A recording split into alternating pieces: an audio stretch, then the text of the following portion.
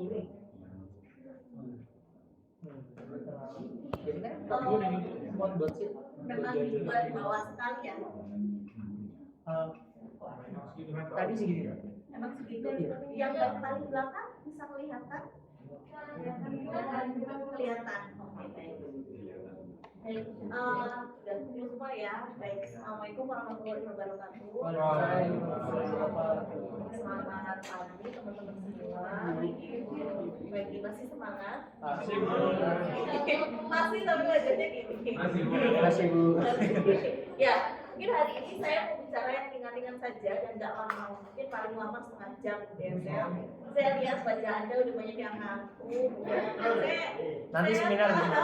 Makanya kalau kayaknya pada malam seminar. Jadi saya akan bicara yang ringan-ringan saja untuk pertemuan terakhir penjelasan praktikum instrumentasi kimia di hari ini. Jadi saya akan menjelaskan tentang satu alat yaitu FPIR.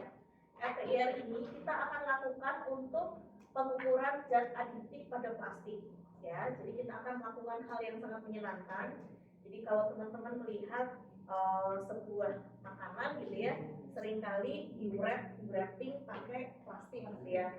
Nah, saya pengen melihat ketika ini di-wrapping pakai plastik terus kena panas, mungkin nggak terlalu panas, 30-40 derajat gitu ya, kira-kira itu ada nggak sih bahan aditif yang akhirnya keluar dari plastik itu dan nempel di buahnya. Nah, tapi kita nggak fokus di bagian buahnya, tapi kita melihat dari plastik itu ada nggak perubahannya. Ya, bayang ya. Jadi kita akan ngecek bahan aditif di dalam suatu plastik, gitu ya. Nanti yang sebelum ada proses kena panas sama yang setelah kena panas. Terbayang? Bayang. Oke. Jadi tujuan pertama adalah menentukan keberadaan zat aditif pada plastik kemasan melalui perlakuan pemanasan. Terus yang kedua, memahami prinsip dasar dari spektrometri infrared karena memang mata kuliahnya adalah instrumentasi. Makanya kita harus memahami prinsip dasarnya. Yang kedua, Anda bisa mampu memiliki kemampuan verbal ataupun non verbal. Verbal itu dalam arti nanti ketika ditanya bisa menceritakan, bisa menjelaskan prinsip kerja dari FPIR dan fungsinya buat apa. Kemudian yang non verbalnya Anda bisa membuat laporan dan interpretasi datanya dalam bentuk laporan. Oke, jadi tujuannya ada tiga ini. Oke, kemudian, nah di sini kita fokusnya ke radiasi gelombang elektromagnetik. Jadi gelombang elektromagnetik itu pasti punya panjang gelombang, punya frekuensi, punya kecepatan, punya amplitudo. Nah kemudian IR itu ada di bagian mana? Mungkin teman-teman sudah sering lihat gambaran tentang pita energi. Pernah yang warna-warni itu? Ada ya. Kalau Infinvis ada di rentang panjang gelombang berapa sampai berapa gitu ada ya. Nah IR juga punya rentang panjang gelombang.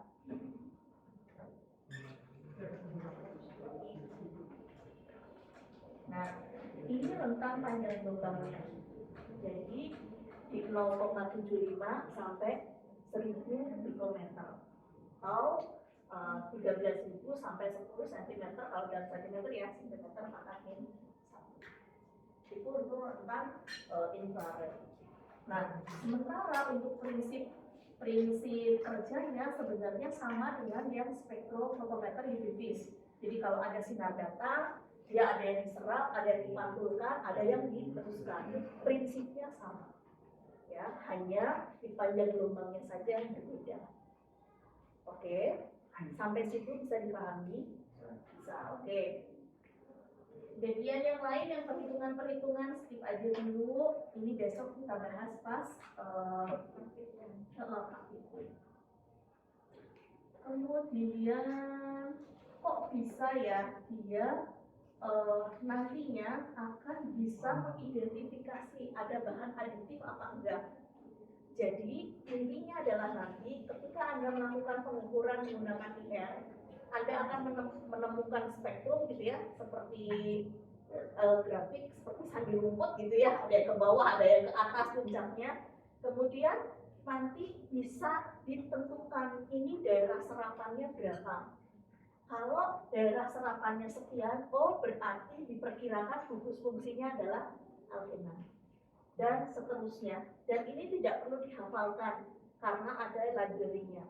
Jadi ketika nanti Anda sudah dapat spektrumnya, kemudian nanti difitkan dengan library.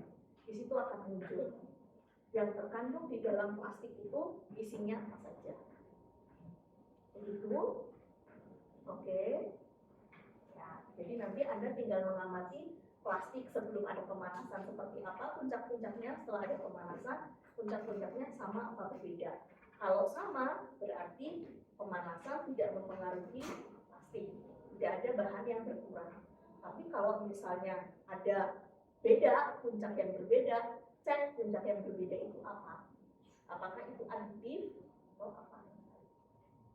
Nah, kebetulan di library-nya itu kita sudah punya. Jadi nanti tinggal fitkan pasti muncul.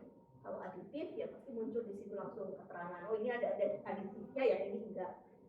Gitu ya. Tapi kalau nggak punya library gimana? Ya Anda harus ngecek atlasnya orang lain. Jadi orang lain melakukan penelitian pasti sudah punya hasil kan.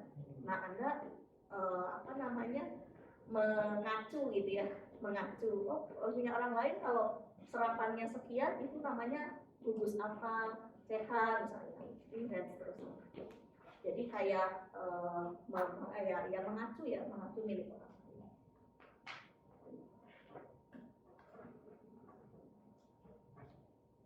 Dan dia bisa membedakan rantainya satu tangan atau double rantai, dia bisa membedakan karena serapannya. Nah, ini nanti Anda bisa baca sendiri, nanti saya akan berikan. Ini juga bisa Anda baca nanti, tapi prinsip kerjanya sebetulnya tadi sama dengan yang spek divisis, hanya perbedaan di panjang waktu.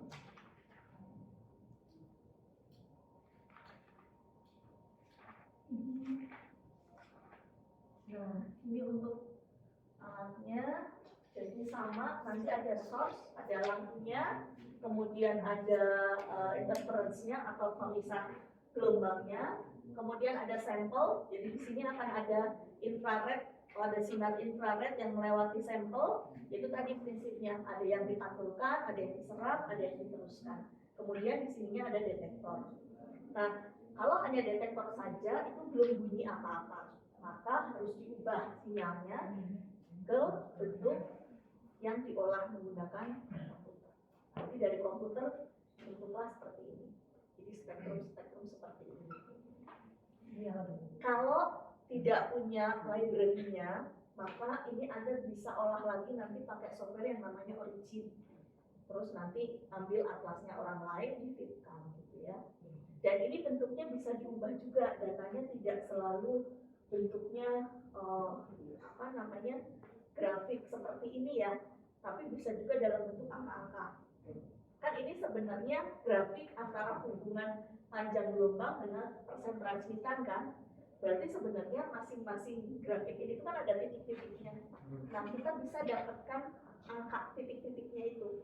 Nah itu yang sebenarnya bisa data ini bisa diimport dalam bentuk kayak notepad gitu ya. Nanti dari situ yang bisa diambil dipindahkan ke software Origin, kemudian nanti difitkan. Nah, grafik ini bisa digabung. Jadi dalam satu bentuk grafik itu digabung. Kalau teman-teman lihat jurnal-jurnal, itu dapatnya nggak hanya satu, tapi mungkin ada 2, ada 3 yang numpuk di sini dengan warna yang berbeda.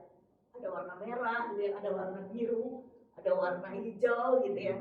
Nah itu untuk menunjukkan bahwa ini untuk memudahkan aja sih untuk melihat di garis itu ada puncak yang sama atau puncak yang berbeda. Kalau enggak kan jadinya kamu kayak punya 2 grafik terus ngelihatinnya susah kan.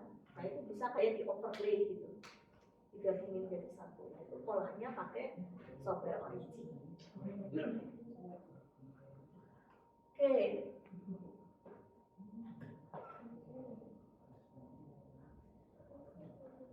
Nah keunggulannya apa sih?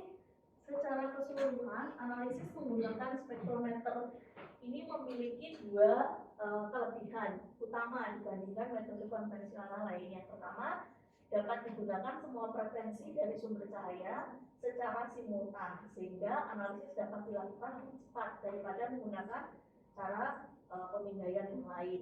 Jadi kalau kita pakai FPIR, kemungkinan untuk mendapatkan data itu selama-lamanya paling berapa ya, 20 detik atau 10 detik itu udah muncul, tergantung number of scan yang kita minta sih. Tapi rata-rata 20 detik itu udah dapat. Dan itu semuanya muncul.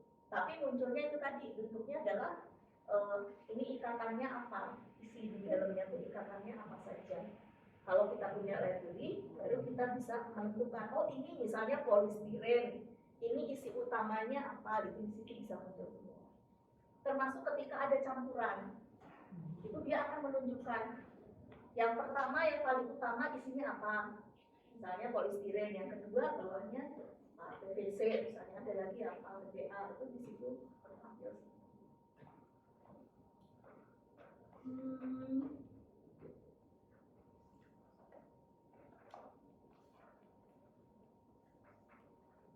Nah ini sensitivitas dari metode ini lebih besar daripada cara dispersi, sebab radiasi yang masuk dalam sistem detektor banyak karena tanpa harus melalui celah, jadi nggak ada celah. Sehingga bocor sinar itu sangat berpengaruh. Saya nggak tahu ketika di UII pakai UV-nya sudah yang single beam sama double beam ya, sudah bagus ya. Pakai yang dulu tuh ada di sini yang modelnya jadul banget, bentuknya seperti radio, segini lah, segini ya, seperti ini. Nah itu kalau misalnya kita bergerak agak maju sama mundur aja, itu tuh berpengaruh terhadap serapan sinar yang ada di situ. Jadi kayak ada bocor gitu ya. Tapi kalau yang sekarang kan udah lebih baik ya, dalam bentuk yang sangat kompak, udah sangat tertutup. Tapi enaknya yang bentuk radio seperti itu mudah untuk dibawa kemana-mana. Jadi kalau ada sampel-sampel lingkungan yang dia butuh pengukuran cepat, harus dilakukan pengukuran di situ, itu mudah untuk dilakukan. Jadi memang teknologi itu kadang-kadang ada kelebihan, tapi ada kelemahannya juga yang harus diatasi.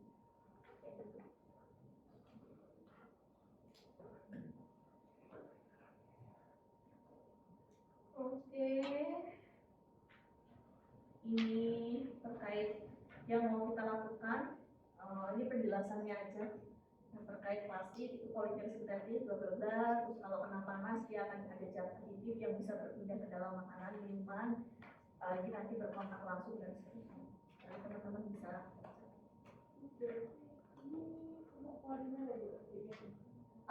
Enggak sih, senyawa organik. Hanya saya mengambil contoh yang cukup mudah dan library-nya ada. Jadi itu dulu. Nanti kalau penggunaannya sebenarnya senyawa organik dan bentuknya tuh bisa padat, bisa cair, bisa gas juga sebenarnya. Nah, hanya saya memang belum menelisik lebih jauh apakah yang alat kita itu tuh memang tidak, kalau yang tempat lain untuk serbuk ataupun untuk cairan dan gas itu perlu dicampur menggunakan KBR. Tapi kalau yang itu katanya kata di manual booknya itu nggak memerlukan itu. Jadi ya udah, kalau serbuk ya tinggal dimasukin, tinggal diukur, terus cairan juga gitu tinggal diteteskan, diukur. Tapi saya belum ngulik gitu ya, belum ngulik untuk membandingkan kalau dicampur sama KBR seperti apa hasilnya, kalau pakai cairan aja seperti apa bentuknya. Kemudian dia, alat yang kita punya itu keunggulannya adalah kecil dan dia tidak memerlukan ruang yang sangat ketat untuk kalau dingin pasti ya, kelembabannya tidak terlalu terganggu oleh kelembaban, karena ternyata di alatnya itu tuh punya sistem pengatur kelembaban tersendiri. Tapi tetap aja karena saya saya belum begitu yakin dan belum membandingkan dengan sistem yang lama, jadi tetap di pinggir-pinggirnya itu tetap saya berikan penyerap kayak gajah penyerap pom air itu loh. Jadi saya tempatkan di situ. Karena menurut saya itu penting. Kalau misalnya kelembapan tidak dikontrol di situ, tidak diatur, maka nanti puncak-puncaknya itu juga nggak akan runcing-runcing. Artinya kalau nggak runcing-runcing itu bentuknya tuh ini apa sih, peaknya tuh tumpul. Nah ketika tumpul artinya dia nggak bisa membedakan dua puncak. Kalau nggak bisa membedakan dua puncak, kita nggak tahu isinya tuh sebenarnya apa di situ. Gitu. Ya, jadi karena saya belum betul-betul mencoba untuk membandingkan seperti apa, maka saya tetap memposisikan alat itu seperti alat yang lama gitu ya. Jadi tetap harus ada tambahan pengontrol kelembapan, tetap suhu harus terjaga. Mudah-mudahan itu alat jadi sangat baik ketika ada. Amin. Oke. Nah, terus ini simple banget. Jadi bahannya Anda cuma perlu plastik wrap sama etanol. Nah, mudah-mudahan nanti tahu nggak kenapa kok harus ada etanol di situ? Tuh? Untuk apa ya kira-kira ya? Standar. Standar? Enggak.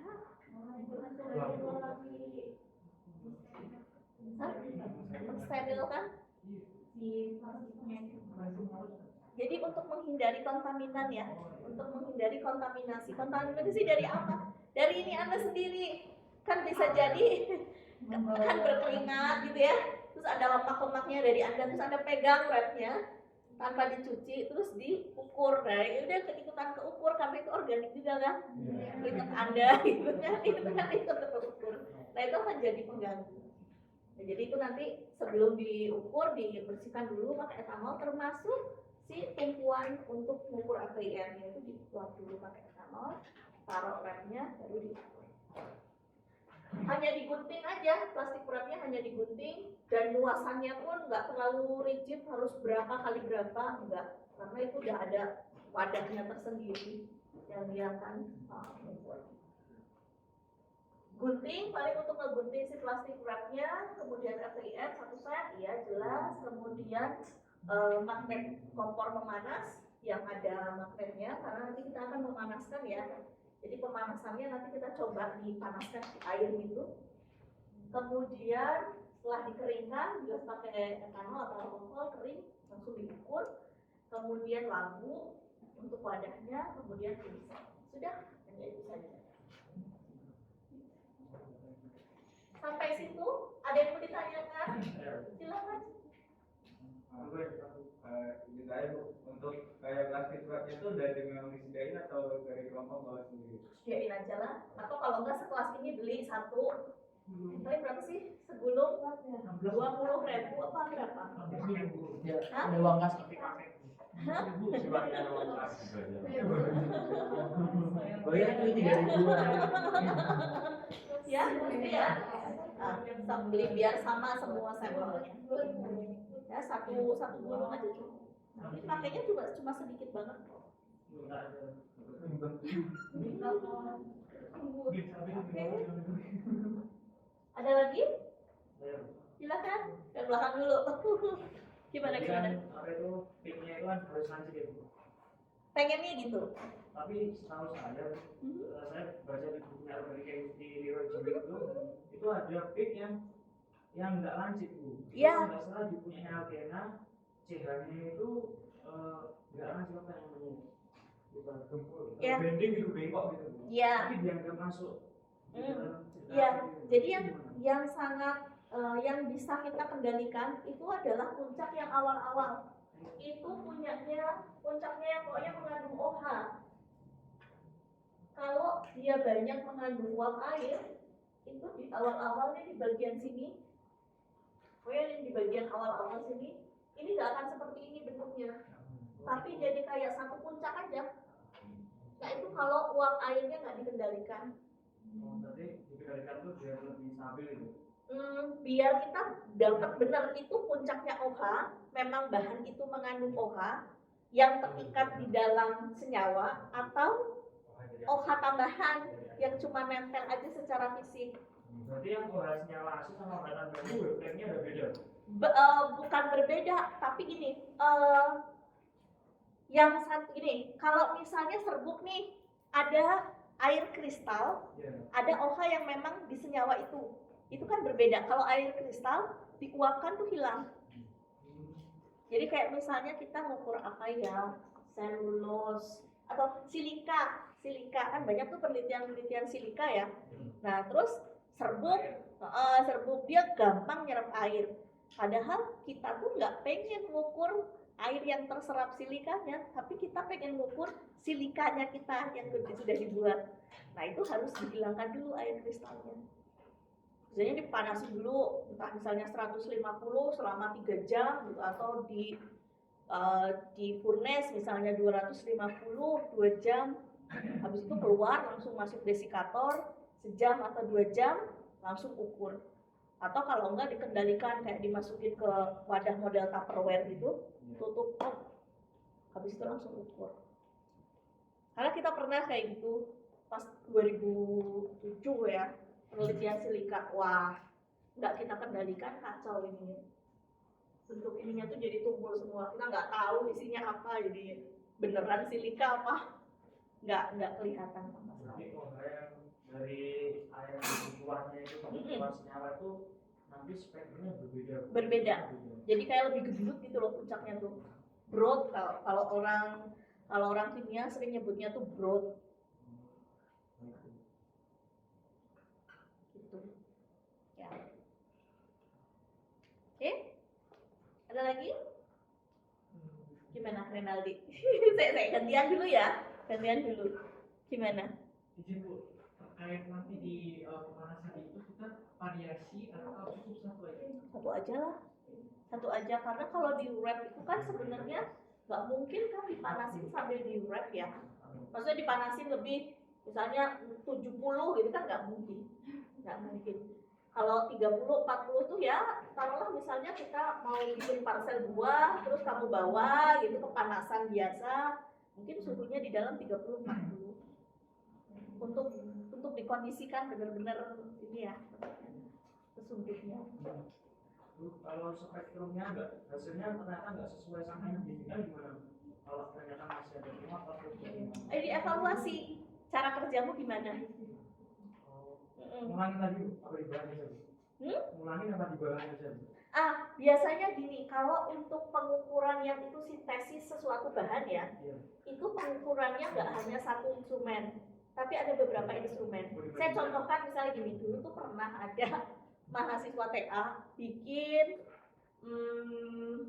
karbon nanotube, terus ada bahan macam-macam ditambahkan, gitu. Terus ada salah satu penguji itu nanya, nyeleneh sih memang, misalnya nih saya mau bikin onde-onde, gitu bilang. Onde-onde itu kan isinya itu kan ada kacang, ada ketan gitu ya, ada wijen. Saya tuh mau onde-onde bentuknya kacang di dalam, di luarnya ketan, ada wijen gitu kan. Terus di FTIR gitu kan, di FTIR bisa nggak membedakan benar-benar bentuknya seperti itu? Karena kalaupun misalnya diaduk jadi satu, di FTIR isinya tuh ada kacangnya, ada ketannya, gitu, ada wijennya. Nah terus gimana gitu? Nah terus waktu itu anak itu nggak bisa jawab karena dia hanya menggunakan satu instrumen. Dia nggak menggunakan beberapa instrumen untuk memastikan bahwa benar bentuk yang diinginkan tuh si onde-onde itu memang benar-benar jadi onde-onde, bukan jadi yang lain. Gitu, makanya kenapa kalau misalnya anak Hasmo gitu ya yang melakukan penelitian sintesis itu, dia harus bisa menyebutkan ciri-cirinya gitu. Misalnya dia mau bikin karbon nanotube, apa ciri-cirinya bahwa dia bisa disebut sebagai karbon nanotube? Misalnya, oh benar ketika di FTIR gugus fungsi yang muncul adalah gugus karbon, oke ya. Terus udah gitu masih ada pengotor, ya udah nggak apa-apa. Terus dicek secara kristalinitas misalnya pakai XRD, persentasenya berapa? Nanti kita bisa melihat pengotornya itu seberapa banyak dari situ. Kemudian nanti dilihat lagi, dia bisa disebutkan sebagai nanotube apabila apa? Misalnya ukuran pore, diameter porinya sekian. Itu beda lagi ngukurnya, pakai SEM, pakai TEM, pakai PSA, itu dipastikan untuk itu. Nah, jadi gitu. Jadi dari masing-masing instrumen itu nanti bisa dirangkai jadi satu cerita yang itu memang saling mendukung. Terus nanti dicek lagi misalnya karbon nanotube itu mau difungsikan sebagai bahan penjerak misalnya. Bahan penjerak apa gitu ya. Nah, nanti dilihat itu betulkah itu yang terbaik. Kalau iya memang berdasarkan ini, kalau memang beneran jadi karbon nanotube, dia punya kemampuan loh untuk mengabsorpsi ini itu sekian persen. Betul nggak itu? Kalau ciri-cirinya benar semua, berarti approve gitu ya. Itu resepnya untuk membuat karbon nanotube itu approve gitu yang model itu. Itu aja nanti oleh peneliti berikutnya itu bisa disempurnakan lagi. Oh iya, memang itu paling bisa tuh, paling mudah untuk membuat karbon nanotube, bentuknya seperti itu, disintesis pakai metode Sol-Gel misalnya. Dia bilang klaim untuk menjerat ini biar ramah lingkungan, tapi ternyata cara bikinnya pakai Sol-Gelnya itu dia pakai surfaktan yang enggak friendly terhadap lingkungan, ya kan? Dia sempurnakan, ganti surfaktannya, atau ganti metodenya bukan pakai Sol-Gel tapi langsung di furnace langsung. Misalnya kayak gitu. Terus nanti ada lagi, dia bilang friendly, ini bilang friendly. Terus gimana dong cara untuk memastikan bahwa ini benar ramah lingkungan, ini juga ramah lingkungan? Gimana bandingkan pakai LCA, pakai life cycle assessment, dilihat dari cradle to grave-nya bahan itu dibuat sampai nanti jadi limbah, itu beneran friendly apa enggak, dampaknya kayak apa di lingkungan. Belum yakin juga di scale up. Nah gitu kan, ya itu kan itu bisa jadi satu penelitian tersendiri, dan itu bisa berjalan 3 tahun. Jadi nggak ujuk-ujuk hasil penelitianmu di lab, ujuk-ujuk dibikin, ini paling bagus langsung dibikin pabriknya. Ya nanti ternyata dibikin pabrik geledos gitu ya. Nggak begitu. Ada tahapannya. Bahkan ketika sudah sekali dibuat, itu diuji. Mungkin Iva pernah, Febri juga mungkin ada yang namanya kedapat ulangannya gimana, ya kan? Validasinya segimana dulu diuji tuh secara analitik macam-macam. Nanti prosedur itu diuji. Kalau Iva yang ngerjain sama Febri yang ngerjain, sama nggak hasilnya? Kalau nggak sama gimana? Alatnya, orangnya sama, tapi set alat yang digunakan berbeda, itu gimana? Apakah sama juga hasilnya? Kayak gitu ya. Oke? Kok jadi ngomongin itu? Sampai mana tadi? Ada lagi yang ditanyain?